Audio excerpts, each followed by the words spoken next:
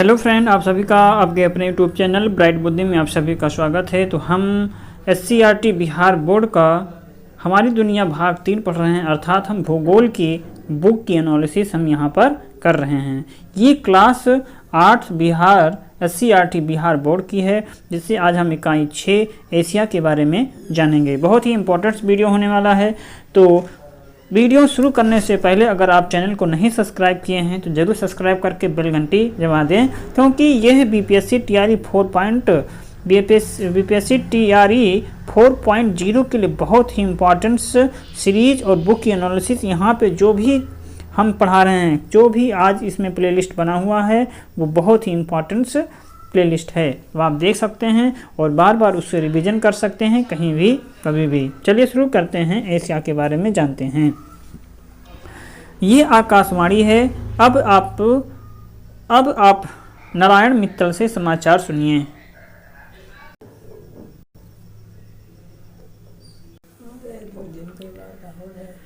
ये आकाशवाणी है। अब आप नारायण मित्तल से समाचार सुनिए। विश्व के नक्शे पर दक्षिणी सूडान नामक एक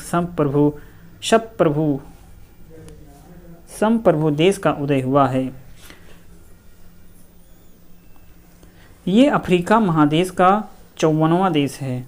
रेडियो पर जैसे ही समाचार राजू ने सुना, वो बड़ी दीदी से पूछ बैठा, दीदी ये महादेश क्या होता है और भारत किस महादेश में है? दीदी मुस्कुराई और बोली, विशालतम भूभाग जहाँ विभिन्न प्रकार की भौगोलिक विभिन्नताएं पाई जाती हैं, महादेश कहलाता है। सामान्यतः कई देश इसके अंतर्गत आते हैं। हम लोग एशिया महादेश में रहते हैं।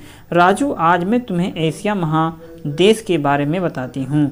एशिया जो है ये विश्व का सबसे बड़ा महादेश है। इस महादेश में विश्व की सर्वाधिक आबादी इस महादेश में विश्व की सर्वाधिक आबादी रहती है, अर्थात इस महादेश में विश्व की सर्वाधिक आबादी रहती है। पृथ्वी के स्थल का लगभग 30% हिस्सा पर एशिया महादेश का विस्तार है और विश्व की आबादी की 60% जनसंख्या यहाँ रहती है।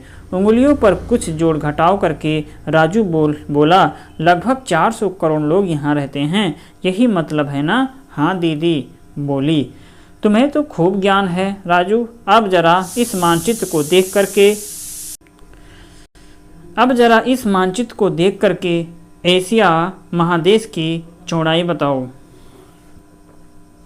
तो जाने। राजू दीवार पर टंगे मानचित्र के पास जा करके खड़ा हो गया और कहने लगा, दीदी एशिया के पूरब में प्रशांत महासागर, पश्चिम में यूरोप और अफ्रीका महादेश है तथा दक्षिण में हिंद महासागर और उत्तर में आर्कटिक महासागर है। शाबाश, थोड़ा और बताओ, दीदी ने कहा। राजू उत्साहपूर्वक बताने लगा। लाल सागर और स्वेज नहर एशिया को अफ्रीका महादेश से अलग करते हैं। अर्थात कौन से महादेश जो है, अर्थात स्वेज नहर जो है, लाल सागर और स्वेज नहर, ये एशिया को अफ्रीका से अलग करता है। यूरोप में यह प्रधानतः यूराल पर्वत के द्वारा अलग होता है। एशिया को यूरोप से अलग करने वाले में डार्डानोलिस जलसंधि, बासपेरस जलसंधि, मारमारा सागर, काला सागर, लाल सागर, कैस्पियन सागर, यूराल नदी की भी भूमिका है। बड़ी दीदी ने राजू की पीठ थपथपाई और कहा, राजू ग्लोब पर एशिया महादेश की स्थिति देखने पर यह पूर्वी गोलार्ध भूमध्य रेखा से उत्तरी आर्कटिक महासागर तक फैला है। यह 10 अंश दक्षिण से 80 अंश उत्तर अक्षांश तथा 20 पूर्वी देशांतर से पूरब दिशा की ओर अंतर्राष्ट्रीय तिथि रेखा को पार करते हैं। 70 डिग्री पश्चिमी देशांतर तक फैला हुआ है। दीदी ने अपनी उंगलियों को ग्लोब पर घुमाते हुए कहा। राजू ध्यान से ग्लोब पर एशिया के फैलाव को देखते रहा।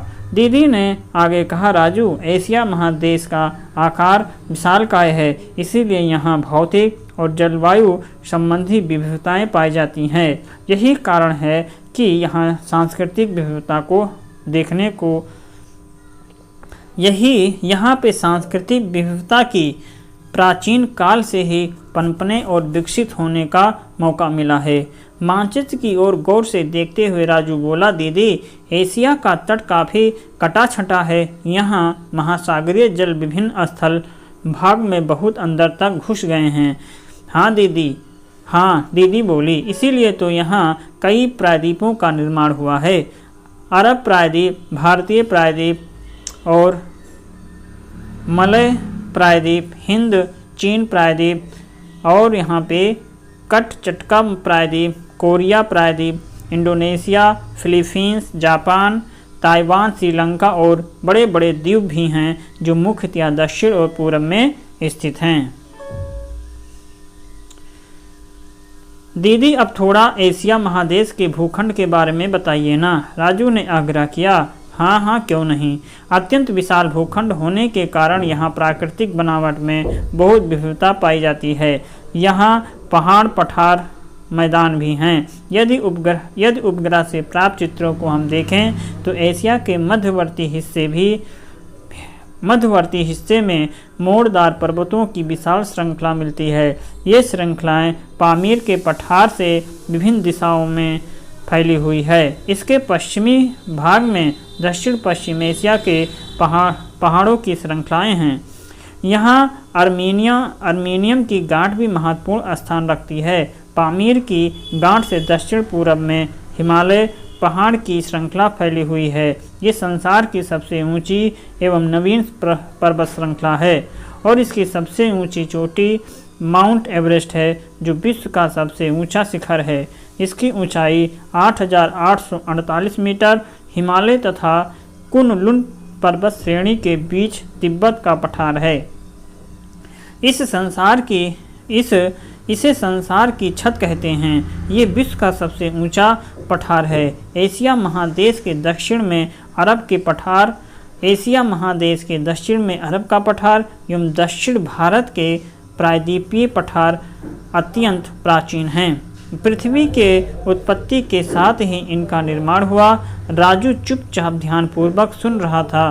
दीदी ने आगे कहा, राजू, एशिया के दक्षिणी भाग में उपजाऊ नदियों के मैदान पाए जाते हैं। इसमें उत्तरी भारत का विशाल मैदान बहुत ही महत्वपूर्ण है। हम लोग भी इसी क्षेत्र के निवासी हैं। सचमुच, राजू बोल पड़ा, कितना अच्छा है हमारा विशाल मैदान। राजू खुश हो गया। ये हम लोगों के लिए सौभाग्य की बात है कि हम उत्तर भारत की ये विशाल मैदान जहाँ हम लोग रहे हैं, गंगा, सिंधु और ब्रह्मपुत्र नदियों के द्वारा लाई गई मिट्टियों से बना है। यह अत्यंत उपजाऊ क्षेत्र है। हांगहो नदी के द्वारा लाई गई मिट्टी के निक्षेप से उत्तरी चीन में उपजाऊ मैदान विकसित है। दो नदियों के बीच की भूमि को दोआब कहते हैं। पश्चिम में इराक का मैदान दजल और कुरात नदियों में दोआब में पाया जाता है। एशिया महादेश के उत्तरी भाग में नीचों भूमि का मैदानी भाग पाए जाते हैं। यहाँ भूमि की ढाल इतनी कम है कि आर्कटिक महासागर में गिरने वाली नदियाँ यहाँ दलदल बनती हैं। ये मुख्यतः ओब, एनेसी, लीना नदियों के द्वारा निर्मित मैदान हैं। और हाँ, एशिया महादेश की एक और धरातलीय विशेषता है। पूर्व एवं दक्षिण पूर्व के महासागरों व सागरों ने द्वीप समूह की विस्तृत श्रृंखलाएं। दक्षिण पूर्व में अनेक छोटे छोटे द्वीप आए जाते हैं। पूर्व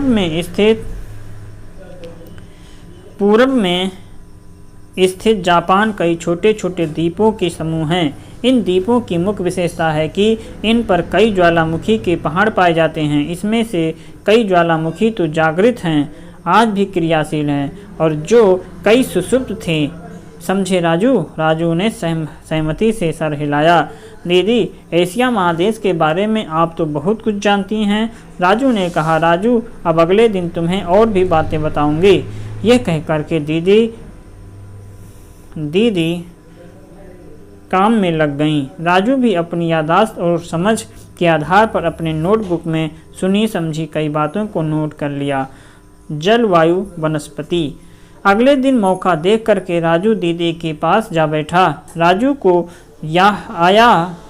को आया देख दीदी ने कहा, मुझे मालूम है कि तुम एशिया के बारे में और जानना चाहते हो, पहले बताओ तो सही, कल मैंने क्या बताया था। राजू ने यह वो सब बता दिया जो उसकी दीदी ने बताया था। दीदी बहुत खुश हुई और राजू से कहा कि आज मैं तुम्हें एशिया की जलवायु के बारे में बताती हूँ।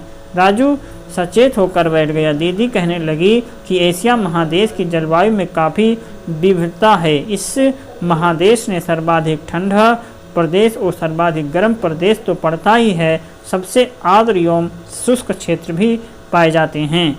इस महादेश का अक्षांशीय एवं देशांतरीय विस्तार बहुत अधिक है। समुद्र तट से स्थलीय भाग की दूरी काफ़ी है, इसीलिए महाद्वीपता की स्थिति पाई जाती है। एशिया के उत्तरी भागों की जलवायु अत्यंत ठंडी, रूस स्थित बर्कोदांसक का क्या लिखा है समझ में नहीं आ रहा है। जनवरी। समुद्र से अधिक दूरी के कारण समुद्र के सम प्रभाव का अभाव महाद्वीपता कहलाती है। महाद्वीपता किसे कहते हैं? समुद्र से अधिक दूरी के कारण समुद्र के सम प्रभाव का अभाव समद्वीपता कहलाता है। इसमें जाड़ा अधिक ठंडा और गर्मी अधिक गर्म होती है। इसमें दैनिक व वार्षिक तापांतर अधिक होता है तथा समुद्र से दूरी के कारण नमी युक्त हवाएं यहाँ तक पहुँचते पहुँचते शुष्क हो जाती हैं, इसीलिए यहाँ वर्षा अपेक्षाकृत कम होता है।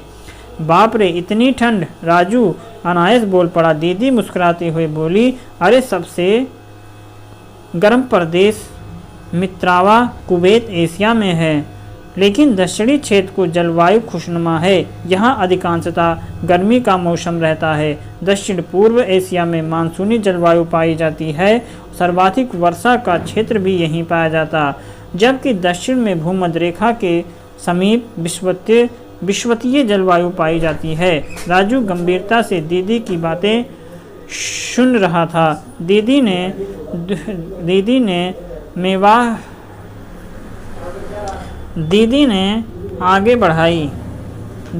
बात आगे बढ़ाई और एशिया में पूर्वी हिस्से की जलवायु समुद्र की समीपता से प्रभावित है।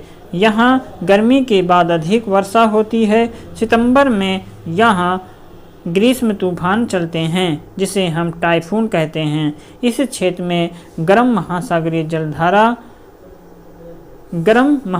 जलधारा क्यूरेशियो बहती है। क्यूरेशियो जो है ये गर्म महासागरीय धारा है। इसमें उत्तर के तटीय भाग में ठंडी जलधारा आकर मिलती हैं, जो आसपास के क्षेत्र का तापमान काफ़ी कम कर देते। ये जलधारा क्यूराइल्ड भाग से जानी जाती हैं। यह जहाँ ठंडी व गर्म जलधाराएं मिलती हैं, वहाँ दोनों के संपर्क से बना कोहरा छाया रहता है, लेकिन यह मछलियों के विकास के लिए अनुकूल होती हैं, क्योंकि इसमें प्लैंकटन नाक के सूक्ष्म पौधे काफ़ी मात्रा में पाए जाते हैं, जिन्हें मछलियाँ बड़े चाव से खाती हैं। इसीलिए यहाँ मछलियाँ बहुतायत में पाई जाती हैं। राजू, अच्छा राजू, बायोम के बारे में क्या जानते हो? दीदी ने पूछा। राजू चुप। धरती और आकाश के बीच जलवायु, वनस्पति, जीव जंतुओं को सम्मिलित रूप से बायोम कहते हैं। एशिया में प्रायः सभी प्रकार के बायोम पाए जाते हैं। ये सभी एक पारितंत्र में सम्मिलित होते हैं।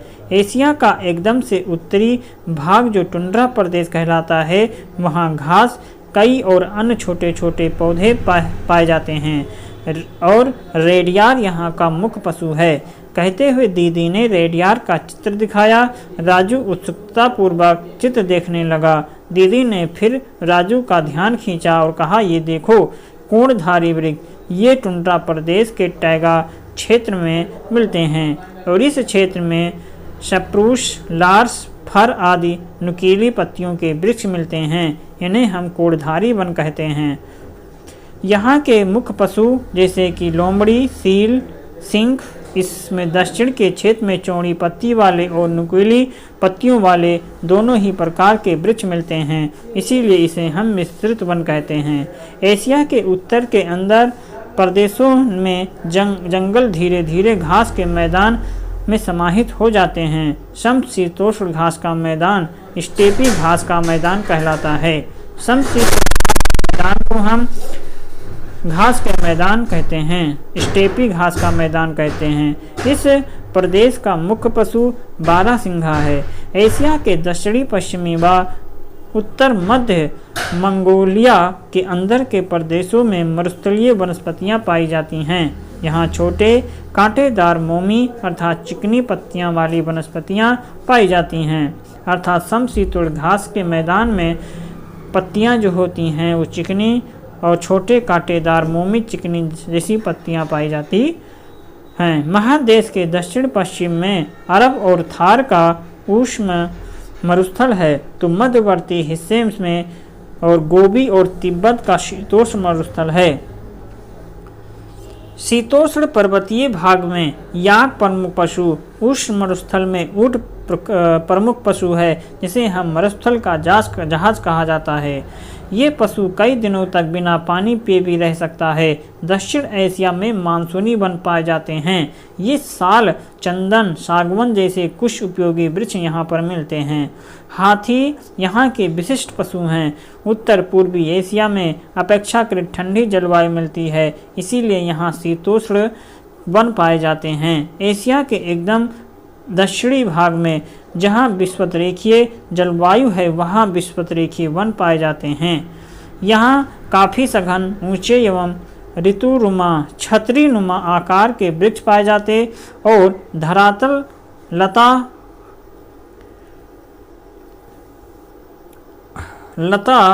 वितानों से भरा रहता है, इसीलिए सूर्य की किरणें धरातल तक नहीं पहुँच पाती हैं। इसीलिए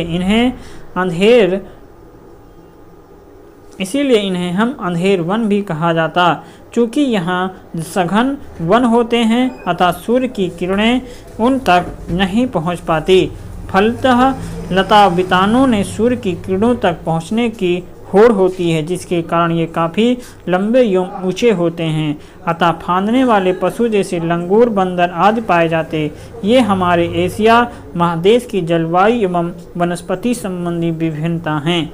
इतना कहकर दीदी ने राजू की गाल थपथपाया। आज इतना ही कहकर दीदी उठ गई। राजू भी एशिया महादेश की इन विभिन्नताओं के बारे में जानकर खुश हुआ। जनसंख्या। राजू अगले दिन स्कूल से वापस लौटते ही दीदी से मिला और बोला, दीदी आज हमारे स्कूल में विश्व जनसंख्या दिवस का आयोजन किया गया। लेख पेंटिंग की पत्तियां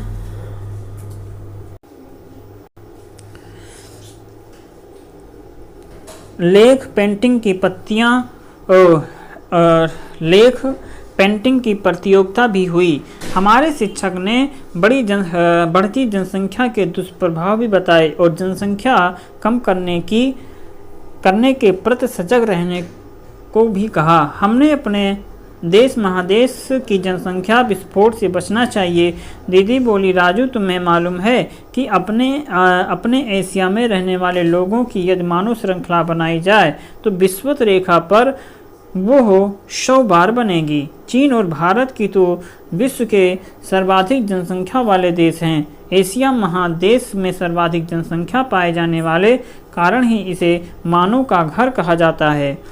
और हाँ, जीवन प्रत्याशा भी एशिया महादेश के जापान में सबसे अधिक पाई जाती है। जनसंख्या अधिक होने के बाद भी मज़ेदार ये है कि कई ऐसे स्थान हैं जहाँ बहुत कम मानव निवास करते हैं और कई स्थान ऐसे हैं जहाँ काफ़ी जनसंख्या निवास करती है। एशिया के जनसंख्या वितरण के मानचित्र को देख लो तो वो बात स्थान विशेष में निवास करने वाले निवासियों के जीवन रहने की औसत आयु जीवन प्रत्याशा कहलाती है।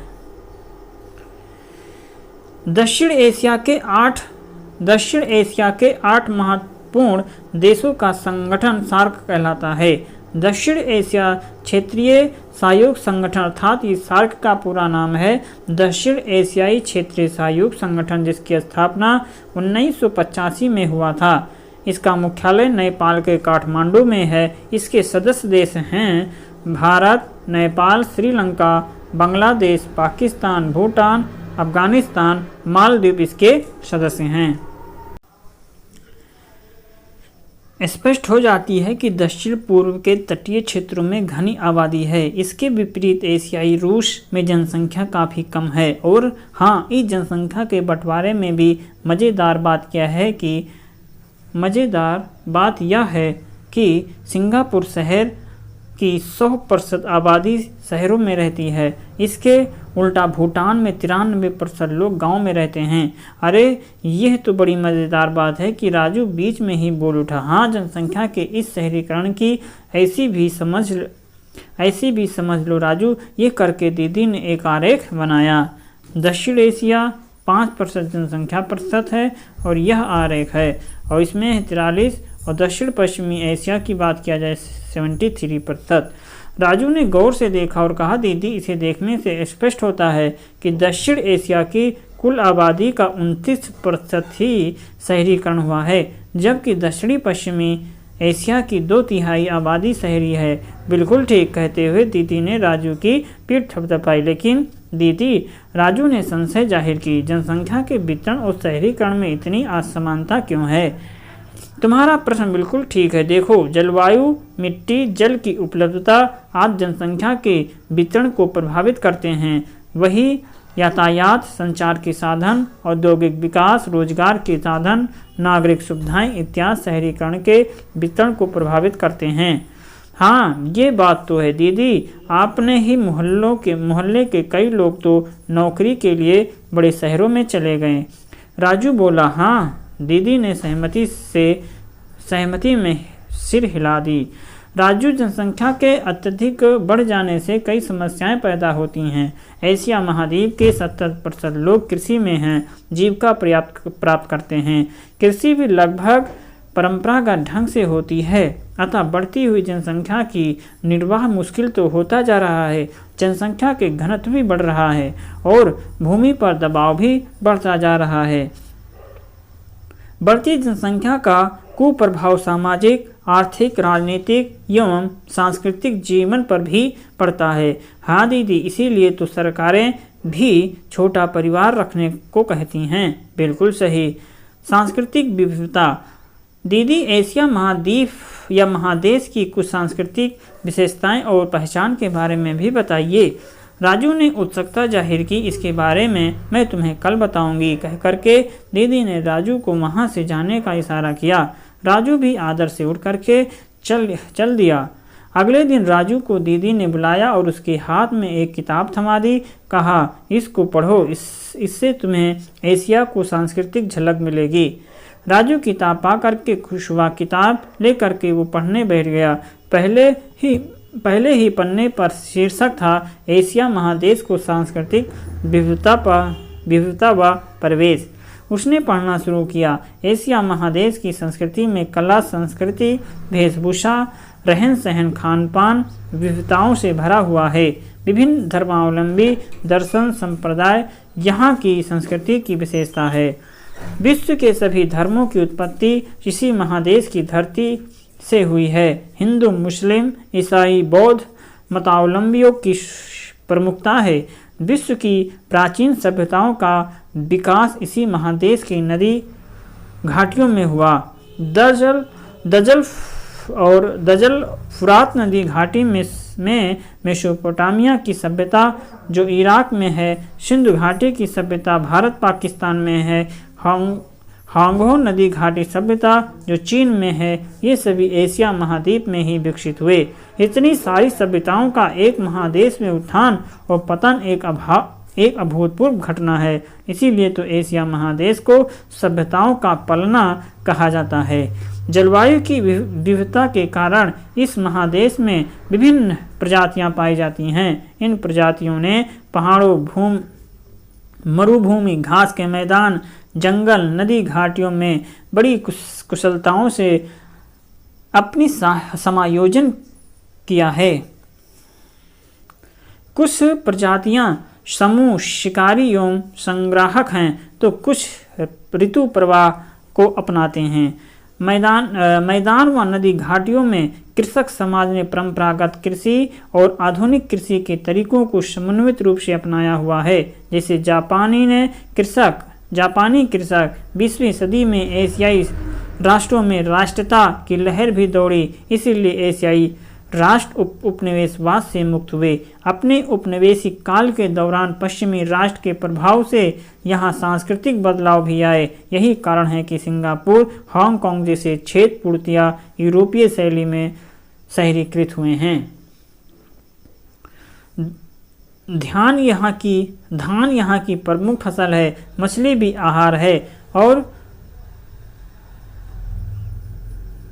और यहाँ पे जापान का प्रमुख फसल क्या है बताइए? सुशी, जो जापान, कोरिया एवं वियतनाम के लोग लकड़ी की 2 पतली डंडियों के सहारे भोजन करते हैं, अर्थात शायद सुशी लिखा है, सुशी से करते हैं। जबकि भारत, पाकिस्तान, बांग्लादेश इत्यादि देशों में उंगलियों से खाना खाते हैं। प्राकृतिक विविधताओं ने एशिया में कई सांस्कृतिक को जन्म दिया, इसीलिए इस महादेश को कई सांस्कृतिक उपमहादेशों में बांटा जाता है। पूर्वी एशिया, इसके अंतर्गत चीन, जापान, उत्तर कोरिया, दक्षिण कोरिया जैसे महत्वपूर्ण देश आते हैं। ऐतिहासिक रूप से इस संपूर्ण इलाके में चीन का प्रभाव रहा। ये बौद्ध धर्म और ताओवाद की प्रभुता है। जीवन पर कन्फ्यूशियस के दार्शनिक का प्रभाव झलकता है। चीनी लिपि विश्व की सबसे पुरानी लिपि है। इसका प्रभाव जापान, उत्तर कोरिया, दक्षिण कोरिया की सीमा पर भी पड़ा। यह इस क्षेत्र में लोगों का एक दूसरे से बदलाव का महत्वपूर्ण कारक है। दक्षिण कोरिया, इस क्षेत्र के प्रमुख देश भारत, बांग्लादेश, पाकिस्तान, नेपाल, भूटान एवं श्रीलंका। ये हिंदू धर्म के अलावा बौद्ध धर्म, जैन, सिख इत्यादि संप्रदायों के प्रादुर्भाव हुआ। दक्षिण भारत के राज्यों के अलावा उत्तरी श्रीलंका में द्रविड़ संस्कृति एवं भाषा पाई जाती है। भाव संस्कृति एवं भाषा पाई। लोगों के वेशभूषा एवं खान पान में भी असर देखा जाता है। उधर बांग्लादेश, भारत के पश्चिमी बंगाल में भी समान सांस्कृतिक झलक देखने को मिलती है। भारत के सिक्किम, अरुणाचल प्रदेश, लद्दाख, हिमाचल प्रदेश, उत्तराखंड के कुछ हिस्सों के अलावा नेपाल, भूटान देशों में समान सांस्कृतिक प्रवेश दिखाई देती है। इंडो आर्यन भाषा पाकिस्तान, श्रीलंका, नेपाल में बोली जाती। तिब्बत बर्मन भाषा ये उत्तर और उत्तर पूर्वी भारत में बोली जाती है। दक्षिणी पूर्वी एशिया, इसके अंतर्गत म्यांमार, फिलीपींस, थाईलैंड, लाओस और बोलिविया, मलेशिया, सिंगापुर, पूर्वी तिमोर, ब्रुनेई, इंडोनेशिया आता है। यह प्रदेश भारत और चीन की संस्कृति धर्म से बहुत अधिक प्रभावित है। उत्तर पश्चिमी एशिया से ये प्रदेश इस्लाम और ईसाई धर्म से बहुत अधिक प्रभावित है। उपनिवेशवाद के कारण वहाँ पाश्चात्य सभ्यता का भी प्रभाव देखने को मिलता है। इसका बहुत अच्छा उदाहरण है फिलीपींस, जो अमेरिका और स्पेन के विदेशी शासन से प्रभावित रहा। इस क्षेत्र की आम विशेषता को देखने को मिलती है वह मचान पर बना हुआ घर। दूसरी विशेषता है घर के खेत और नृत्य भी यहाँ की एक खास विशेषता है, जिसमें हाथों और पैरों का बहुत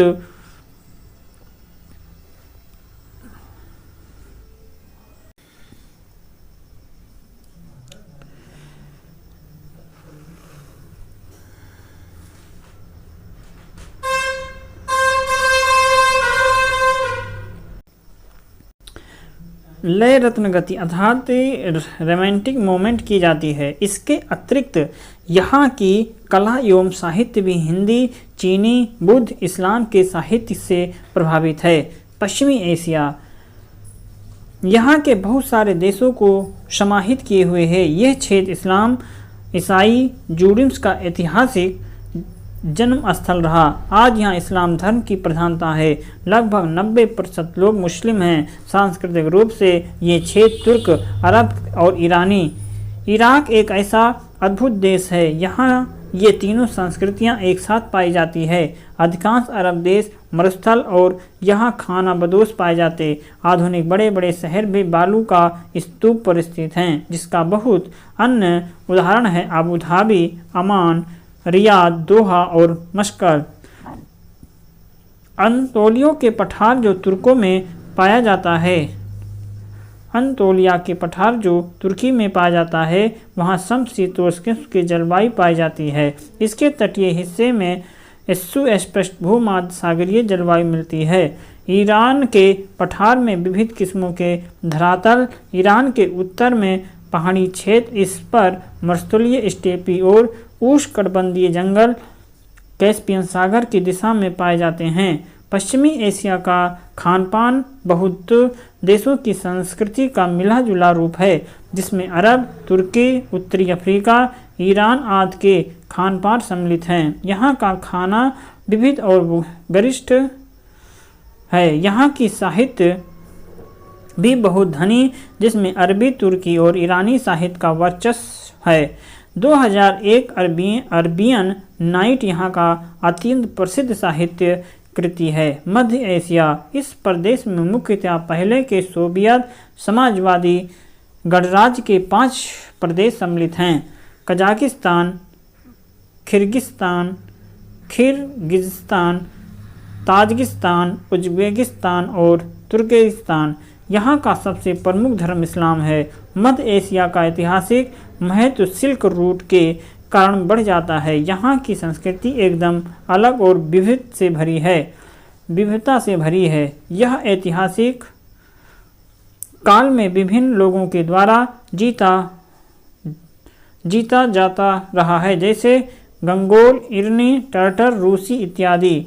यहाँ की संस्कृति चीन, दक्षिण एशिया, ईरान, अरब, तुर्की और मंगोल संस्कृति से प्रभावित है। इस क्षेत्र के स्टेपी घास के मैदान के निवासी खानाबदोश जीवन व्यतीत करते हैं। यहाँ का संगीत बहुत ही मधुर और पूरी दुनिया के पसंद किया जाता है। यहाँ के खान पान पर भारत, पाकिस्तान, चीन और अजरबैजान का काफ़ी प्रभाव दिखाई पड़ता है। सिल्क रूट के कारण यहाँ के साहित्य पर चीन, भारत, ईरान, अरब के साहित्य का प्रभाव भी है। उत्तर एशिया, ये क्षेत्र रूस के अंतर्गत है। यह साइबेरिया का भी भौगोलिक क्षेत्र है। ये आखेटक एवं पशुचारण अपर्याप्त 2-3 जनजाति के फ्रास्ट अर्थात मृद में भी हिम बर्फ का जमा होना के कारण कृषि नहीं हो पाती है। फिर भी आधुनिक तकनीकी की मदद से पश्चिमी साइबेरिया में गेहूं के बड़े बड़े फार्म विकसित किए गए हैं। ट्रांस साइबेरियन रेलवे खनन व्यर्थ से यहाँ पर आधुनिक जीवन शैली का प्रभाव पड़ा। प्रतिकूल स्थिति के ही कारण जनसंख्या विरल है। धार्मिक जीवन, एशिया महादेश की जीवन शैली पर धर्म का व्यापक प्रभाव है। हिंदू, जैन, बौद्ध, सिख धर्म का अभ्युदय एवं विकास भारत में हुआ। जापान और चीन ने कन्फ्यूशियसवाद, ताओ, शिंतो धर्म का अभ्युदय हुआ। अन्य धर्मों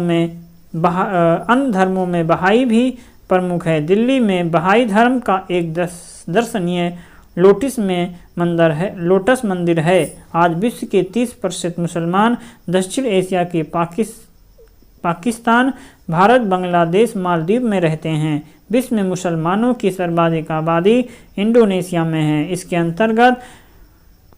इसके अलावा फिलीपींस, ब्रुनेई, मलेशिया, चाइना, रूस में भी बड़ी संख्या में मुस्लिम रहते हैं। इजराइल देश में यहूदी धर्म को मानने वाले लोग और प्रसिद्ध वैज्ञानिक अल्बर्ट आइंस्टीन यहूदी ही थे। अफगानिस्तान में बामियान की पहाड़ियों में खुदे बुद्ध की मूर्ति बौद्ध दर्शन की व्यापकता बताता है। एशिया महादेश में विभिन्न क्षेत्रों में अलग अलग त्यौहार और उत्सव मनाए जाते हैं। चीन और जापान में नए वर्ष को बड़े उत्सव के रूप में मनाते हैं। फिलीपींस को त्योहारों का देश कहा जाता। यहाँ सालों भर त्यौहार मनाए जाते हैं। ईद का त्यौहार पूरे एशिया में मुसलमान उत्सव मनाते हैं। अब तक के राज्यों को भूख लगाई थी। पकवानों के बारे में पढ़ करके उसकी भूख बढ़ गई। उसके मन ही मन दीदी को धन्यवाद दिया। तभी उसकी नज़र किताब के जिल्द पर पड़ी। उस पर भारत के महात्मा गांधी, इंदिरा गांधी, चीन के माओ त्से तुंग और म्यांमार के ऑंग सान सू की और जापान के मेजी, वियतनाम के हो ची मिन्ह, इंडोनेशिया के सुकार्नो, श्रीलंका के सिरामाओ भंडार नायके, बांग्लादेश के शेख मुजीबुर रहमान की तस्वीरें थीं और लिखा था, विश्व को अपनी विचारधारा और जीवन दर्शन से प्रभावित करने वाले एशियाई व्यक्ति। राजू उन तस्वीरों को गौर से देखने लगा। वो भूल गया कि उसे भूख लगी है। एशिया महादेश से जुड़े महत्वपूर्ण तत्व। सबसे गर्म स्थान मित्रावा जो कुवैत में है। सबसे ठंडा स्थान बारखो या साइबेरिया जो रूस में है। मीठे पानी की झील बैकाल की झील जो रूस में। सर्वाधिक वर्षा वाला स्थान मानसिन मेघालय जो भारत में है। संसार का छत पामीर को कहते हैं। सभ्यताओं का पलना एशिया को कहा जाता। उगते सूरज का देश जापान है। हाथियों का देश थाईलैंड है। और अंकोर वाट का मंदिर कंबोडिया। सबसे लंबी दीवार चीन में। सबसे ऊंचा सड़क मार्ग खरदुंगला लेह भारत में। सबसे ऊंची बिल्डिंग और बुर्ज खलीफा जो संयुक्त अरब अमीरात में। समुद्र पर सबसे लंबा पुल चीन के पास। पूर्व का वेनिस बेकांग को कहते हैं। ताजमहल आगरा भारत में है। वही सबसे ऊंचा रेल मार्ग चाइना के पास है। इसी के साथ अध्याय भी समाप्त होता है। इन प्रश्नों का उत्तर एशिया के पूरब में क्या है, इन प्रश्नों का उत्तर अब आपको कमेंट बॉक्स में देना। संसार की छत किसे कहते हैं, अभी हमने ऊपर पामीर की पठार। एशिया के दक्षिणी भाग की जलवायु क्या है। सर्वाधिक मुस्लिम आबादी वाला देश कौन है, या हांगकांग नदी घाटी सभ्यता विकसित हुई कहाँ पर, तो चाइना में। इन प्रश्नों के उत्तर आपको कमेंट बॉक्स में देना है। 3 प्रश्नों के उत्तर आपको कमेंट बॉक्स में देना है। इसी के साथ यह अध्याय समाप्त होता है। हम मिलेंगे नए अध्याय में। तब तक आप पढ़ते रहें, मस्त रहें। नमस्कार। पढ़ते रहो।